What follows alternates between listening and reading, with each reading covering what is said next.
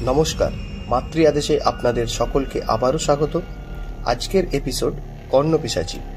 আমরা ইদানিং বিভিন্ন পডকাস্টে এই সাধন পদ্ধতি সম্পর্কে জেনে থাকছি এবং সেগুলি অতীব নোংরা এবং জঘন্য সাধন পদ্ধতি। আসলেই কি এই সাধন পদ্ধতি এরকম?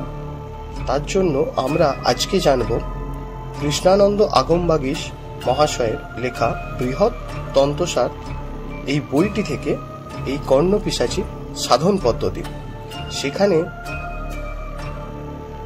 সেখানে কৃষ্ণানন্দ আগমবাগীশ মহাশয় কর্ণপিশাচীকে দেবী বলে সম্বোধন করেছেন এবং এখানে বলে রাখা দরকার কর্ণপিশাচী হলেন একটি উপদেবী এবং এনার সাধন পদ্ধতি সম্পর্কে প্রথমেই উল্লেখ করা রয়েছে। তন্ত্রান্তরে লিখিত রয়েছে যে একটি কর্ণপিশাচী মন্ত্রকে 1,00,000 বার জপ করিয়া বেদব্যাস অচরিতেই সর্বজ্ঞতা লাভ করেছিলেন। অর্থাৎ এখান থেকে প্রমাণ পাওয়া যায় বেদব্যাস কর্ণপিশাচী সিদ্ধ ছিলেন। এখানে দেবীর রূপ সম্পর্কে বলা হচ্ছে, অর্থাৎ এই পিশাচী দেখতে কিরকম বলা হচ্ছে। কৃষ্ণবর্ণা, 3টি চোখ আছে, সেগুলি রং রক্তাভ, আকার খর্ব, উদর বৃহৎ এবং জিহ্বা বন্ধুক ও পুষ্পের ন্যায় অরুণ বর্ণের। দেবীর 4টি হস্ত, এক হস্তে বরমুদ্রা, দ্বিতীয় হস্তে অভয় মুদ্রা এবং অপর হস্তদ্বয়ে 2টিতে নরকপাল আছে। শরীর থেকে ধূম্র বর্ণের জ্বালা বহিরাগত হচ্ছে। এই হলো দেবীর স্বরূপ। ইনি ঊর্ধ্ববদনা, জটাভার মণ্ডিতা ও চঞ্চল প্রকৃতি। এই হলো দেবীর প্রকৃতি। এই পিশাচী সম্পর্কে বলা হচ্ছে দেবী সর্ববিষয়ে অভিজ্ঞতা ও সব হৃদয়ে বাসকারী। আচ্ছা, পূজা বিধি উল্লেখের ক্ষেত্রে এখানে যেগুলি লেখা রয়েছে আমি সম্পূর্ণ ডিটেলসে কিছু বলবো না, উপরে উপরে বলার চেষ্টা করছি। আপনারা যদি এতে শুনতে ইচ্ছুক থাকেন তো শুনুন।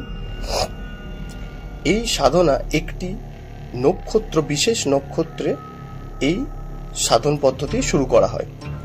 প্রথমে হৃদয়ে এই দেবীর ধ্যান করিয়া দগ্ধ মৎস্য অর্থাৎ পোড়া মাছ বলিদান পূর্বক পূজা কার্য শুরু করিতে হইবে। একটি মন্ত্র বলিয়া এই বলিদান করিতে হইবে এবং এই বলিদানের উপকরণ স্বরূপ রক্তচন্দন, বন্দুক ও পুষ্প, জবা পুষ্প প্রভৃতি বিভিন্ন উপকরণ ব্যবহৃত হয়। এই যতক্ষণ আপনি এই পূজা করবেন বা এই সাধনা করবেন ততক্ষণ তাম্বুলাদি নামক একটি বিশেষ খাওয়ার জিনিস হয়, যেটিকে বানানো হয় চুন ক্ষয়ের সুপারি সহযোগে। আপনি এটা ব্যতীত আর অন্য কিছু সাধন চলাকালীন খেতে পারবেন না। প্রতিদিন যত সংখ্যক মন্ত্র জপ করিবেন তাহার 10 সংখ্যক মন্ত্র দ্বারা তর্পণ করিতে হইবে। এইরূপ লক্ষ্য জপ করিয়া 10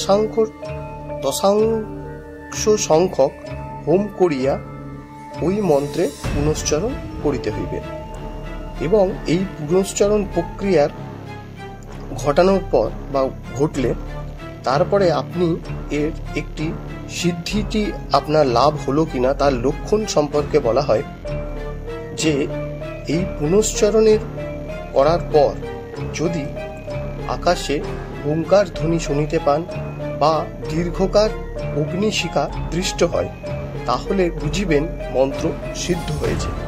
এই হলো মন্ত্র সিদ্ধ হয়েছে না হয়নি তার জানার উপায়। আচ্ছা, সিদ্ধের ফল কি হতে পারে? মন্ত্র সিদ্ধ হইলে সাধক যখন মনে মনে কোনো প্রশ্ন করে তৎক্ষণাৎ দেবী সাক্ষাৎ আসিয়া সেই প্রশ্নের উত্তর দেন। এর ফলে সাধক ভূত, ভবিষ্যৎ, বর্তমান সবই দর্শন করিতে পারে। হয়তো বিভিন্ন পডকাস্টে আপনি শুনে থাকবেন এর অন্যভাবে এর সাধন পদ্ধতি এবং যেগুলি খুবই জঘন্য এবং খুবই নোংরা সাধন পদ্ধতি।